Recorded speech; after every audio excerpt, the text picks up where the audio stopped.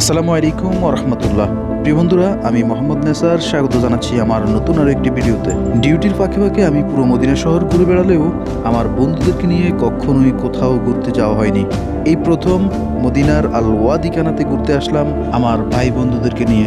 এখানে দাঁড়ালেই কি অপরূপ দৃশ্য দেখতে পারবেন উহুদ পাহাড়, একটি সুন্দর খাল এবং অনেক কাশফুল, এবং তার পাশাপাশি যদি বকশি নিয়ে আসতে পারেন তাহলে এখান থেকে মাছও ধরে নিয়ে যেতে পারবেন। ওই যে দেখেন কিছু বাংলাদেশি ভাই জাল দিয়ে মাছ ধরছে, তাদেরকে অনেকটা সময় ধরে দেখছি তারা জাল দিয়ে মাছ ধরছে এবং অনেক মাছ পেয়েছেও। মাছগুলো কিন্তু সাইজে খুবই ছোট। আমি জানি না আদৌ এই মাছগুলো খাওয়ার উপযুক্ত কিনা। আমরা অনেকটা সময় ধরে বকশি দিয়ে মাছ ধরার চেষ্টা করলেও কোনো মাছ পাচ্ছিলাম না। অনেকটা সময় পর আমার খালাতো ভাই রবিউল একটা মাছ পেয়েছিল। ছোট্ট দুইটা সৌদি মেয়ে এসে বলল তাদেরকে মাছটা দিয়ে দেওয়ার জন্য। হাসান ভাই সাথে সাথেই তাদেরকে দিয়ে দিল। অনেকটা সময় এই ভাইদের জাল মারা দূর থেকে দেখলেও এখন খুব কাছ থেকে দেখলাম ব্যাগের মধ্যে অনেক মাছ ছিল তাদের। অনেকটা সময় পর আমরা বুঝতে পারলাম মাছ না ধরার কারণ। এখানে সকালবেলা কোনো মাছ ধরে না বকশিতে।